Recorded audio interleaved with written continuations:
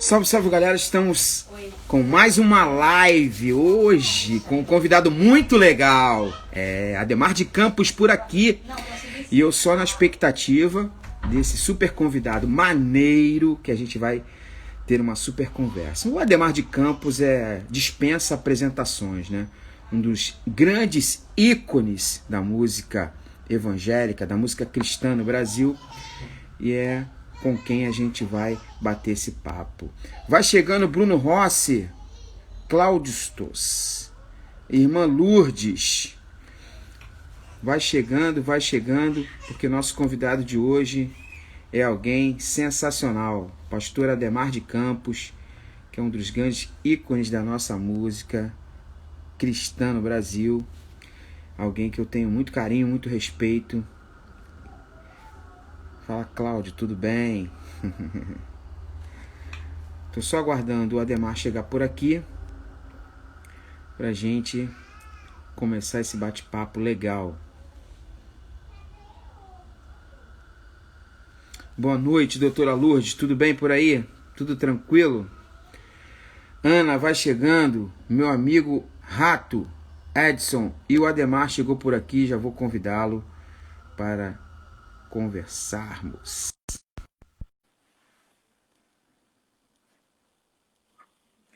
Fala, Barreto.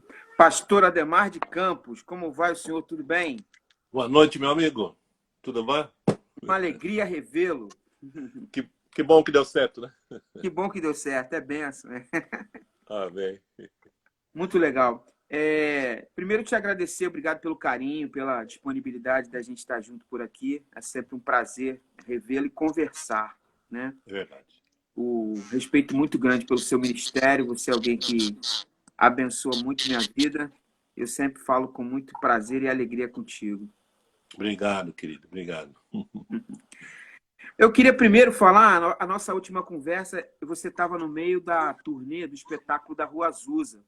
Ah, tá. Eu queria que você fizesse um balanço dessa experiência, que eu acho que foi muito legal em relação à sua carreira, que ampliou a questão do seu legado no aspecto artístico, da arte mesmo, né? Porque Sim. tem um legado grandioso musicalmente, mas que no teatro eu acho que selou de uma forma muito bonita, mais ainda a sua história, com aquela peça e aquele espetáculo que marcou o Brasil. Em todos os lugares que passou, foi algo muito marcante. E eu queria que você fizesse um balanço, Ademar, do momento do aceite, porque eu acho que você deve ter pensado 1000 vezes para aceitar.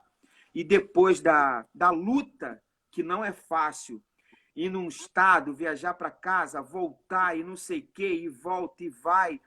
E eu sei da luta também em relação à sua esposa, do aceite do convite, mas o balanço desse momento, da sua trajetória tão bonita no espetáculo da Rua Azusa. Obrigado, querido, por essas palavras. Realmente, esse musical Azusa, ele veio para ficar, porque ele trouxe assim não só uma conscientização, despertamento, mas um engajamento assim além da capacidade humana, porque o tema já é bastante desafiador, né? Uhum. Questão do racismo e como administrar e enfrentar essa situação, não só do ponto de vista sociológico, social, mas do ponto de vista espiritual, não é? Que penso eu, a causa principal desse tipo de comportamento que vem de longe, né? Se arrastando anos após anos em todos os lugares do mundo, né? E em prejuízo dos negros, né? Da raça negra. Né? É uma coisa assim, é uma discussão que vai longe, né? Já vem de muitas gerações, né? Exatamente, já vem de longe. Vem de longe e vai longe. Uhum. E quando eu recebi o convite do Kaique, né? O Kaique Oliveira, que é o diretor da Companhia MC, assim, o nível de amizade, de contato que a gente tem, ele é uma pessoa muito agradável, muito assim, comunicativa, né? Muito alegre, engraçado. Você conhece, né? Seríssimo. E ele ele estava me sondando já há algum tempo com uma outra peça em que eu faria o papel do Espírito Santo. Eu falei, Kaique, Ele viaja, né? Ele viaja só com a passagem de ida. Ele não volta. Aonde eu pouso? Kaique, aonde eu pouso nisso aí? É, me soltam. Onde é que eu desço? Próxima estação. E aí, mas aquele projeto não foi para frente. Mas eu pensei que estava encerrado Aham. a possibilidade de trabalhar nessa área com ele. Porque eu não tenho nenhuma experiência de teatro, de atuação, Sim, nunca, né? sim. É um desafio gigante. Gigante. E aí, em 2018, ele veio com essa conversa. Olha, Ademar, tem uma conversa, sabe aquela conversa É, de mineirinho, sabe? de mineiro, né? Olha, Daqui a Ademar. pouco já te enrolou sem volta. É, porque a Rua Azusa, quando ele falou Rua Azusa, assim, eu pensei no personagem do William Seymour, você fazia. Uhum, Eu falei, mas espera aí, Kaique, eu não tenho nenhuma experiência de atuação, não tenho a uhum. menor ideia de como funciona isso. Não, mas fica tranquilo, vai dar tudo certo. Eu não vejo outra pessoa, tem que ser você. Né? Eu falei, Jesus, e agora? Ele falou assim, você pelo menos podia ir lá na nossa base, numa primeira reunião que nós vamos ter, e a gente vai caminhando, vamos conversando, e se você sentir à vontade. E quando eu cheguei lá, tinha um elenco de umas 70 pessoas. Caramba! Que eles já tinham feito uma prévia, né? Um selecionamento, uma triagem, Uhum, coisa assim. uhum, Um teste também, né? Principalmente de vocal por ser um musical, e o pessoal cantava que nem anjo, né? Falei, uhum. esse anjo do céu aqui na Terra. E tudo uma turminha nova, né? Não conhecia, só conhecia a Soraya, a Sora Benner Uhum. e a Jéssica Augusto, né? Que eu fiquei conhecendo mais lá. E nesse primeiro encontro já teve uma oração, uma santa ceia, aí eu já fui acionado como pastorzão lá com a turma e louvor. Já E aí, criou já criou é, uma arapuca. É uma exa arapuca. exatamente. Aí foi, aí foi criando aquele ambiente, aquela É. proximidade com as pessoas que me conhecem, né? Uhum, Queriam conversar, abraçar, tirar foto. Eu fui enturmando e aí ficou. Aí teve o primeiro ensaio, uhum. ensaio geral. Rapaz, porque você assistiu a peça, né? Assisti. Aquele momento do embate com o William Seymour e o escravagista que vai no culto lá, Uhum. com o chicote. Sim. Nessa cena, no dia do ensaio, foi tão real. A hora que ele ajoelhou e caiu, falou, me ajuda, eu tenho câncer, não sei o quê. E aí vem aquele grupo da igreja que o abraça. E uma das Uhum. meninas que o abraçou foi porque o Kaique ele fica no pé, não, emoção, não sei o quê. Mas a emoção foi além da medida. A Uhum. menina ela não conseguia parar de chorar, porque a cena é emocionante. É emocionante, muito forte. Depois eu abraço, né, e Uhum. o Uhum. acordo. Aí aquele choro viralizou e Uhum. contagiou todo mundo, acabou o ensaio ainda. Então foi tipo assim um selo de Deus, né? De Entendi, confirmação de que a entendi. coisa ia Uhum. provocar, mexer com as emoções, né? Entendi. E desde quando estreou em janeiro aqui em São Paulo e encerrou praticamente no Rio de Janeiro, né? Sim. Em fevereiro, alguma coisa assim. Uhum. 100 mil pessoas assistiram essa peça Uhum. de musical, né? E todos chegava um momento da exibição do musical que aquilo mudava, transformava num culto, Sim. né? Aquele Uhum. final do testemunho da prostituta Uhum. Uhum. e imagina a gente fazendo todo final de semana essas mesmas cenas, mas a emoção era igual, Uhum. quando não muito além do que foi na anterior. Uhum. Então tinha alguma coisa de Deus, né, nesse Sim. musical. Tinha não, Sim. tem, né? Sim. Porque muitas pessoas foram curadas naquele contexto, naquele ambiente, Sim. foram assim transformadas, restauradas espiritualmente. Aconteceu de tudo. E assim, Ademar, tem essa coisa entre aspas, da catarse emocional de todo final de semana, essa intensidade, Uhum. que isso, de certa forma, Deixa, cansa. deixa eu dar um abraço aqui pro meu amigo Robson Nascimento, que Ah, é o Robson Nascimento. Esse Robinho, aí é o grande Robin. meu querido, saudade de você. Fala, fala. Se a música boa, o Robson Nascimento tá perto, né? Impressionante. Ali é a área dele. Então, essa catarse emocional todo final de semana muito intensa e a questão, inclusive, familiar sua. Você faz alguma conexão espiritual do nível de enfrentamento que é ter uma peça dessa circulando? Inclusive, eu me lembro de você ter falado que o próprio elenco, alguns rapazes, muito impactados espiritualmente com a sua presença e com aquilo que Deus estava fazendo. Você faz algum link desse enfrentamento, o que você viveu no aspecto familiar, Ademar? Eu tive assim...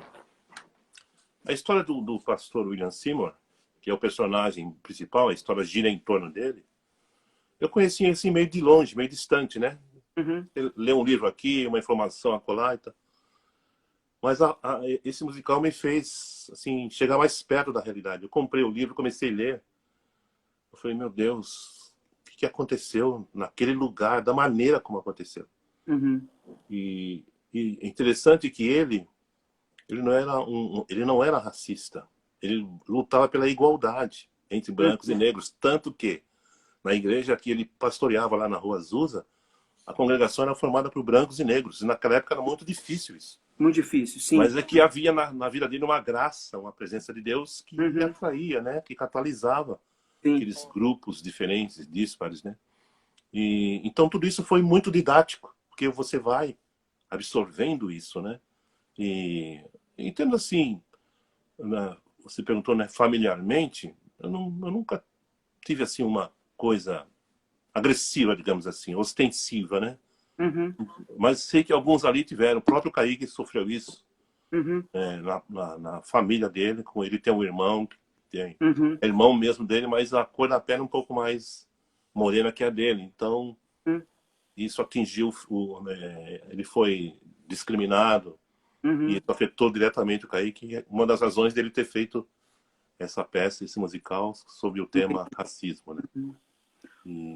Mas houve muita conscientização, porque muitas pessoas que entraram lá saíram de lá assim arrasadas, chorando muito e que não sabiam dos detalhes, porque a narrativa ela vai descrevendo detalhes que quem não conhece a história tá achando coisa mais normal, briga entre brancos e negros, mas não. Houve muito sofrimento, muita luta, muita dor e houve também muita empatia de alguns brancos. Laura Smith, por exemplo, ela era uma defensora, né, dos negros. Ela não aceitava essa briga estranha e esdrúxula, inexplicável, né? Legal.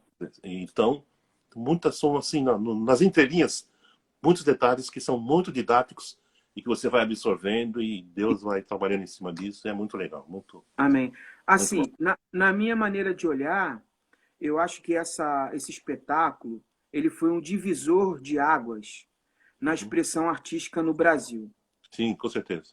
E eu acho que é muito bacana o fato de você estar nisso, Ademar, porque você é um cara que traz o pioneirismo também musical da questão autoral no Brasil. Né? Porque antes do seu ministério, a gente usava muitas traduções do cantor cristão, era uma coisa um pouco mais formalizada. Eu acho que aquele movimento das comunidades, ali da Comunidade da Graça, nos anos 80, foi muito importante para algumas marcas que o Brasil carrega hoje. É verdade. Essa tua história, eu me lembro do legado 40 anos, mas são quantos anos de ministério, Ademar? Olha, eu estou completando 46. 46. 46 aninhos, né? Sim. 46 anos. Ademar, se você tivesse que trazer algumas lições muito importantes dessa história, que lições você falaria assim, olha, isso assim eu faria diferente? O que você faria diferente no tempo de maturidade bonito que você vive hoje? Eu vou usar as palavras do Billy Graham. Aliás, eu tenho inveja dessa declaração. Ele falaria assim, eu leria mais a Bíblia e falaria menos. Entendi. Porque quando você tem pouca Bíblia, você tem que usar a sua palavra, o seu argumento, né? Entendi. Mas quando você solta a palavra, ela faz o serviço por si só. Entendi. Então, eu acho que eu falaria menos e cantaria menos. Entendi. Hoje... Mas essa pergunta ela é interessante porque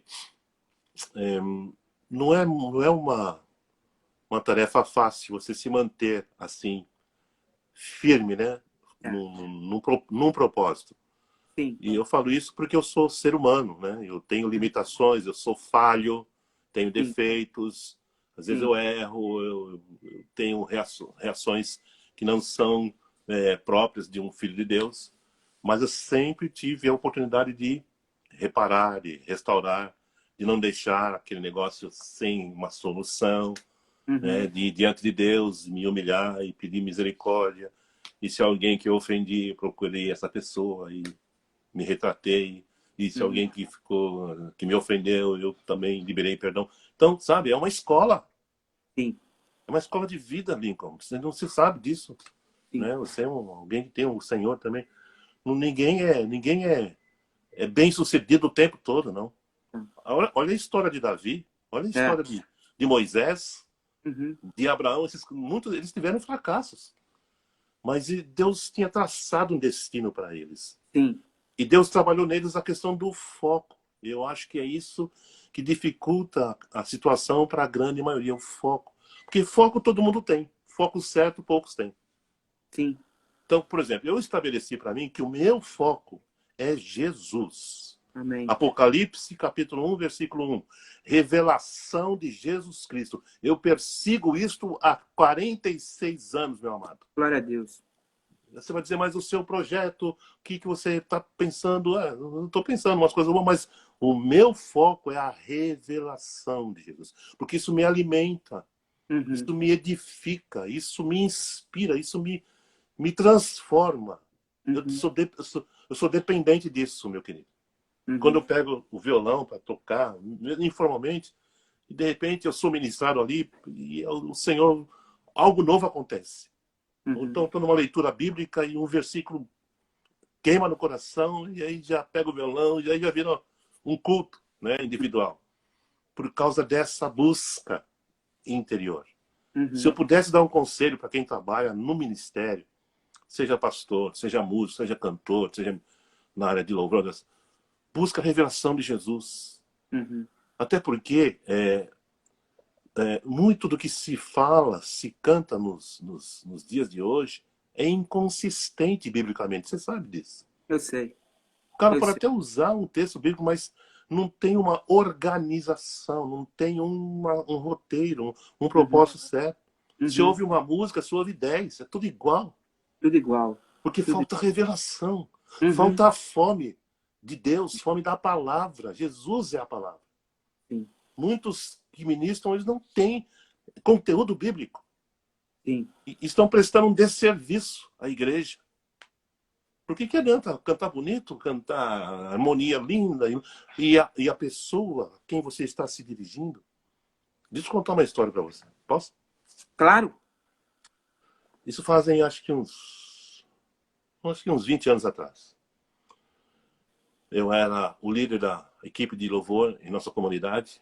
Eu sou pastor na Comunidade da Graça aqui em São Paulo, da equipe pastoral. E eu tinha, assim, eu era aquele líderzão, né, meio Capitão Nascimento, né? Você sabe como é que é, né? Sei. Músico, você tem que dar carteirada com força, Sim. com amor, mas tem que... Tem que ser firme. Tem que ser firme. Mas eu era firme, mas eu demonstrava amor por eles também. Sim. E a gente tinha um compromisso, como a gente ministrava domingo de manhã e domingo à noite, no domingo de manhã o combinado era, você vai em jejum, não toma café. Nós vamos em consagração. Entendi. Aí na hora do almoço você entrega o seu jejum. Por quê? Porque eu tinha uma responsabilidade. Sim. Eu tinha uma carga. Não bastava só pegar o violão, sair tocando. Não, é algo além. Sim. Então isso me acompanha desde sempre. E aí, só que eu levantava cedo, bem cedo, aos domingos, ia ter meu tempo com Deus lá no meu cantinho, lá. Com violão, Bíblia e tal. E a minha oração sempre foi, Senhor, me dá uma direção, o que é para cantar hoje? Porque a música, eu sei, um monte de música. Podia cantar qualquer uma, mas eu não queria errar. Então, daí a pergunta, daí a consulta. E um dia desses, eu perguntei, não tive resposta nenhuma. Uhum. Aí eu fiquei desesperado. Eu falei, Senhor, não faz isso comigo. Não quero, eu não quero correr esse risco. Mas aí o Senhor ministrou ao meu coração, me deu uma percepção, um sentimento de que o povo, as palavras foram essas, o povo está triste nessa manhã. Eu falei, foi suficiente. Aí eu até deixei de lado a questão de música que eu vou cantar e fui embora. A gente chegava 1 hora antes para passar o som e orar. E aí o pessoal que faz parte da equipe, eles ficam esperando eu passar para eles O a comando, música. o repertório. Playlist. Naquela época O não playlist. existia. Uhum. Aí eles perguntaram, ei, pastor, eu falei, não sei. Mas Não pastor, sei. como é que você não sabe? Eu falei, eu não sei. Mas como é que vamos fazer? Eu não sei também como. Eu falei para eles, vamos fazer o seguinte, quando eu chegar, na hora da abertura, eu chegar no microfone, Deus vai nos dar ali. Vamos junto? Foi um desafio para eles e para mim também, porque realmente eu podia cantar qualquer uma, mas se você dá um tiro errado, meu amigo, você destrói tudo. Aí quando me posicionei na frente do microfone, eu falei, bom dia, graça e paz. Graças a Deus. Veio aquela insightzinho do Espírito Santo e comecei a cantar. Não vou calar meus lábios, eu vou profetizar, manifestar a graça, abençoar a quem Deus quer libertar. Sobre tua vida eu vou profetizar, nenhuma maldição te alcançará. Sei que Deus tem pra ti um manancial, use as águas nunca cessará. Eu cantei Veio a na música. hora. Hã? Veio na hora. Veio na hora. Eu cantei a música Nunca tinha acontecido isso? que eu me lembro, não. E espero que nunca mais aconteça. É um desespero, você não sabe cantar. Quando eu cantei a primeira vez, e aí eu repeti, eu olhei na congregação, várias pessoas com lágrimas, chorando mesmo. Aí eu parei, falei, queridos, deixa eu fazer uma pergunta. Quantos de vocês estão tristes nesta manhã? Bom, normalmente alguém está triste. Sim. Isso não é novidade nenhuma. Mas quando eu vi 70% levantando a mão para cima, Caramba. falei, opa, peraí. Era aquilo que Deus tinha falado na devocional. Exatamente. Eu falei, então, faz favor, venham aqui para frente. Os diáconos e cooperadores nos ajudem aqui, abracem essas pessoas. Gente, esses diáconos vieram, mas o povo chorava, sem saber, convulsivamente, e balançar os ombros. E ali eu vi um milagre acontecendo. Para mim, o culto ali já tinha acontecido. Eu podia pegar minha viola e sair fora. Porque eu vi que eles foram curados, foram ministrados. Sim. Agora aí a pergunta, e se eu não tivesse tido o cuidado de falar com o Senhor de manhã lá na minha casa? Sim. E se eu fosse já com aquela lista acostumada, costumeira, que eu sei que vai agitar o pedaço? Então, é isso, essas coisas são...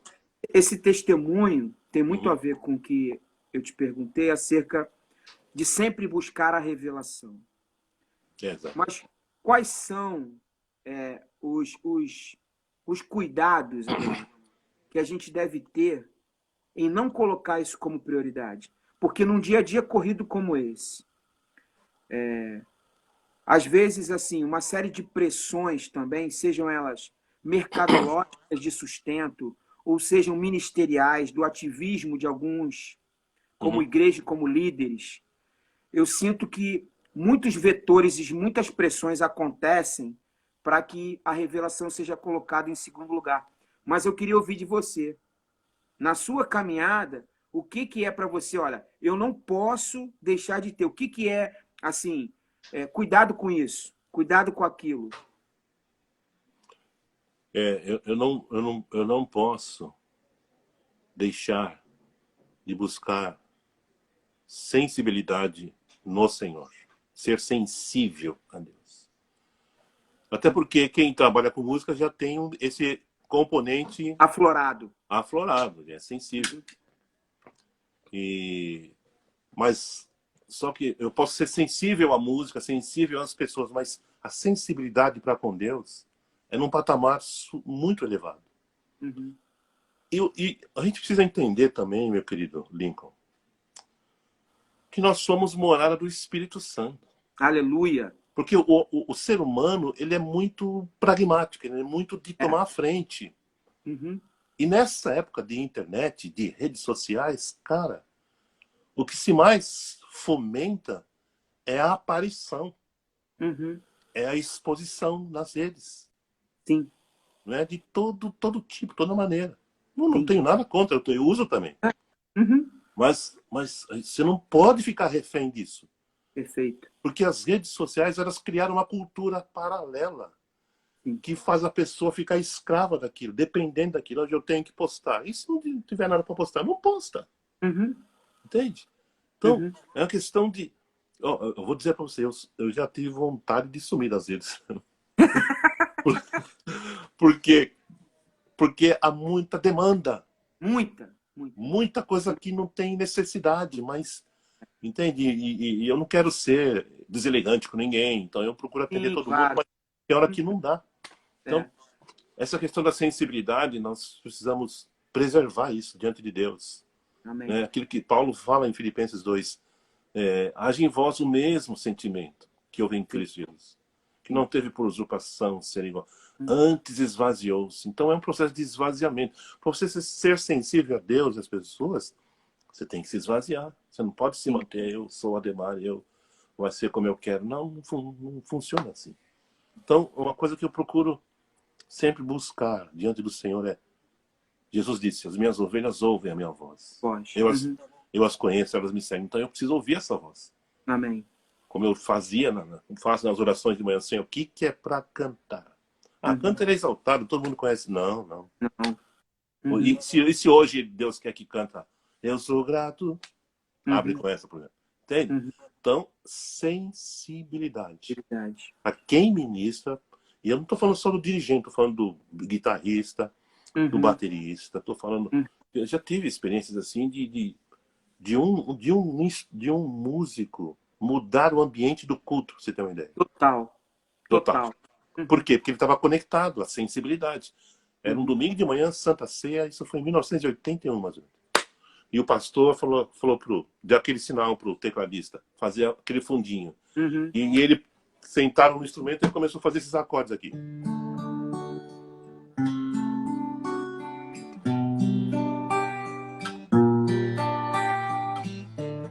E foi só essa sequência, essa harmonia.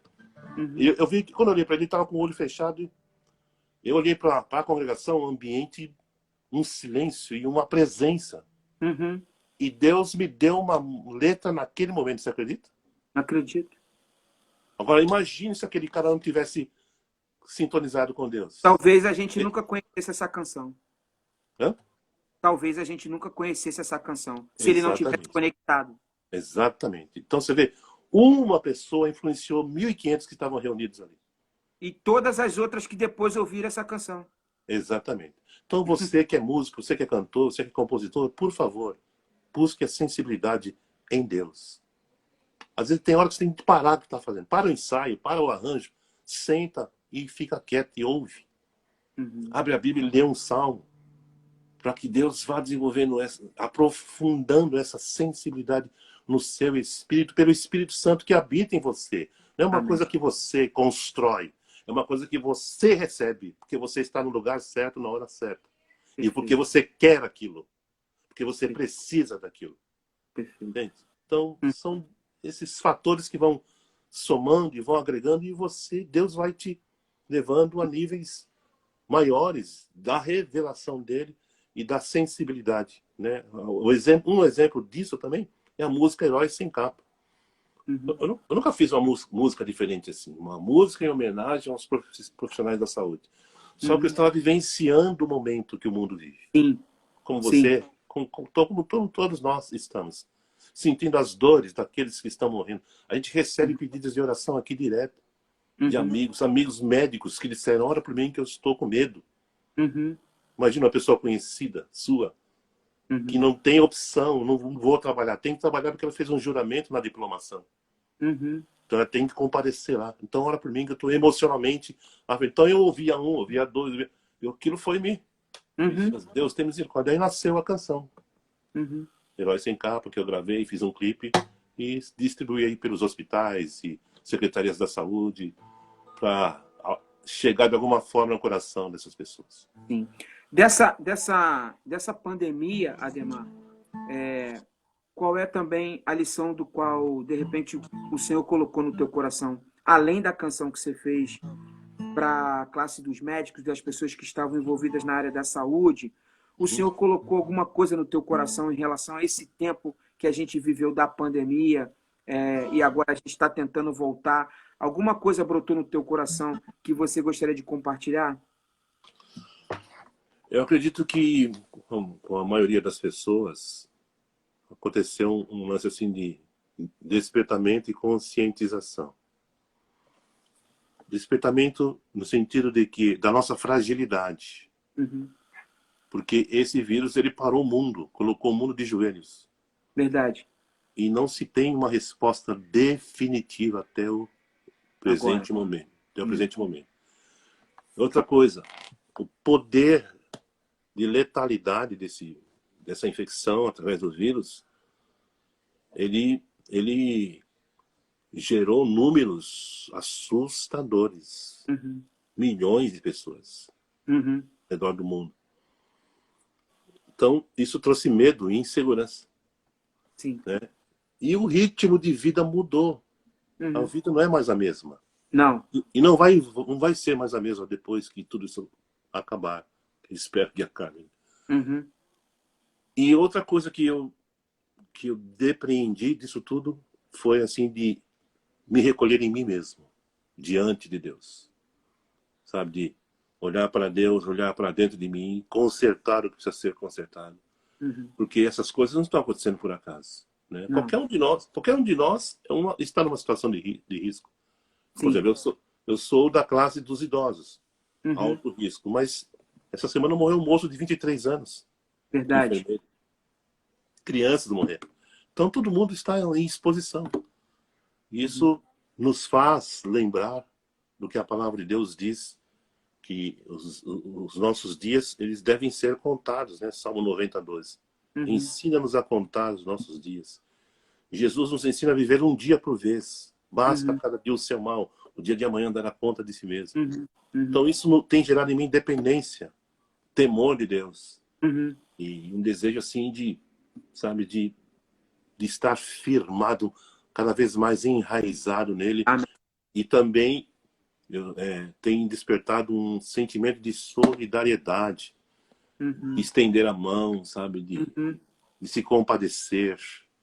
Então eu creio que todas essas situações elas vêm acontecendo assim de uma forma constante, né, e conjunta, né, tudo acontecendo ao mesmo tempo, né. Medo, despertamento, busca de Deus e sensibilidade às pessoas, ser solidário às pessoas. Aqui em São Paulo tem muita gente fazendo distribuição de marmita, de alimento nas ruas. Bênção. Gente que nem cristãos são. Ou são, né? De repente são. Não, nos nossos modos, como a gente convenciona. Não sabem, né? Então, são muitas lições, Lincoln. Muitas. E a principal delas é que são sinais apontando para o fato de que Jesus está voltando mesmo. Né? Porque nas profecias bíblicas, guerras, rumores de guerras e pestes, né, se espalhariam ao redor do mundo. Isso foi profetizado na visão da palavra de Deus nos evangelhos. Então a gente tem que estar, sim, sabe? Ligadíssimo, né? E a qualquer momento alguma coisa pode acontecer. Amém. Eu sei que esse tempo daqui a pouco pode travar e eu não queria que travasse. Então, a gente está caminhando para o final e eu queria suas palavras finais, assim, Ademar. Eu vi sua preocupação esses dias com mentoria de pessoas, com discipulado. A sua palavra é uma palavra sempre que as últimas vezes que eu vi me abençoaram muito. E qual seria, assim, um aconselhamento para esse tempo de volta, no sentido da gente... Você já falou de sensibilidade, já falou da gente ficar ligado na centralidade de Jesus, mas eu deixo você à vontade para uma palavra final que você deixe no sentido de, para essa nossa volta e para aquilo que a gente tem para a nação brasileira como igreja, o que a gente deve focar para que haja a manifestação do reino de Deus. E palavras finais, eu te agradeço muito, muito obrigado pelo teu carinho, pela tua gentileza. Você é sempre um amigão e você sabe que pode contar comigo. Eu sempre sou um divulgador do teu ministério. Obrigado, querido. Muito obrigado. Um fator que para mim é de extrema importância é que esse é o momento de colheita. Esse é o momento da igreja se manifestar. Amém. Para pregar o evangelho do reino, como Jesus ordenou que o fizéssemos. Amém. Porque, como ele mesmo disse, quando você lê as epístolas no Novo Testamento, Pedro, Paulo, né, todos eles falam da proximidade da volta do Senhor. O tempo está próximo. Essa expressão é muito forte no Novo Testamento. Agora eu fico pensando, há 2000 anos os caras falavam que o tempo está próximo. Você estava próximo naquele momento. Imagina hoje. Então, este é o momento de nós falarmos, não só falarmos, mas mostrarmos o Senhor em nossa vida. Porque falar, qualquer um pode falar. Agora, mostrar não são poucos, né? E essa música, Heróis em Capa, ela me deu assim, a oportunidade de acessar pessoas que não são do nosso meio cristão. Por exemplo, eu fui fazer uma consulta médica e eu conversei com as atendentes, falei assim, eu fiz uma abordagem assim, já, aquele esquema, né, de tipo, daqui ninguém vai, não tem para onde correr. Eu falei assim, eu tenho um presente para vocês. É mesmo? Quando você fala, eu tenho um presente, a pessoa, então, é presente? Eu vou querer. Eu falei assim, eu fiz uma música em homenagem a vocês, profissionais da saúde. Vocês querem ver? É claro que querem ver. Aí eu punha. Elas se emocionavam, essas pessoas. Então eu tive num laboratório, tive um outro num consultório. Por onde eu fui levando essa sementinha. Um gesto simples, mas que planta algo concreto, real, dentro da pessoa que está ouvindo, que está vendo. E a pessoa se sente valorizada. Porque quem é que tá preocupado com os profissionais da saúde? Que estão expostos lá, correndo risco de morte. A gente só olha a televisão, poxa, coitado deles. Mas nós somos a igreja, nós somos a luz, nós somos o sal. Se a gente puder ir onde eles estão, a gente vai. Eu procuro me preservar ao máximo, né? Mas quando eu tive que ir para o hospital fazer as consultas, eu fui e aproveitei para já... Olha, tem um presente. E ali eles são a expressão de instrumentalização do próprio Deus, a manifestação do seu reino para a cura de pessoas. Exatamente. Eu estou considerando também, quando eu falo em profissionais da saúde, eu estou considerando do motorista da ambulância até o diretor do hospital. Perfeito. Algumas pessoas se sentem excluídas. Ele falou dos profissionais, pensando nos médicos. Não, estou pensando no pessoal da limpeza do hospital, pessoal da cozinha, pensando nos maqueiros, na equipe de resgate na rua, motorista de ambulância, a recepcionista, todos estão a serviço de um objetivo.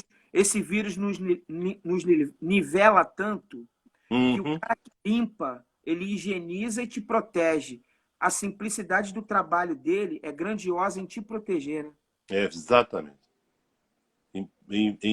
Pondo em risco a própria vida, né? Isso é muito bonito, muito forte. Então, a minha palavra nesse nosso bate-papo, né, encerrando aqui, é que nós usemos, como Paulo diz, as armas da nossa milícia.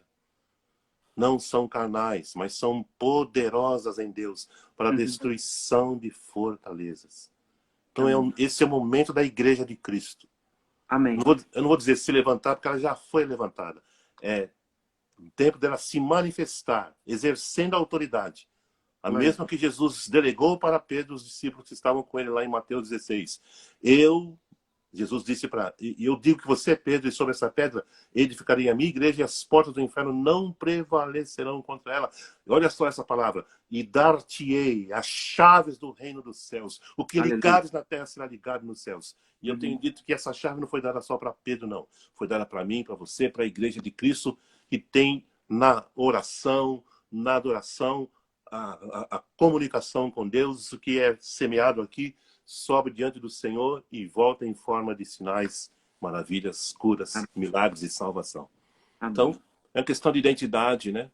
E de convicção de quem você é, qual é o seu DNA em Deus, e você fazer aquilo que você é, aquilo que já está em você. Amém. É simples assim. Amém. Então, seja assim na vida de cada um de vocês, meus irmãos. Amém. Ademar, muito obrigado. Deus te abençoe muito. E que o Senhor cada vez mais te inspire, te abençoe, te cuide, te guarda em todas as áreas. Muito obrigado. Querido. Obrigado, amigo. Valeu. Deus te abençoe. Até a próxima. A todos, essa live está disponibilizada no meu feed. Eu acho que ela é grandiosa em ensinamentos. Vai lá e desfrute. Valeu, super valeu. Deus abençoe a todos.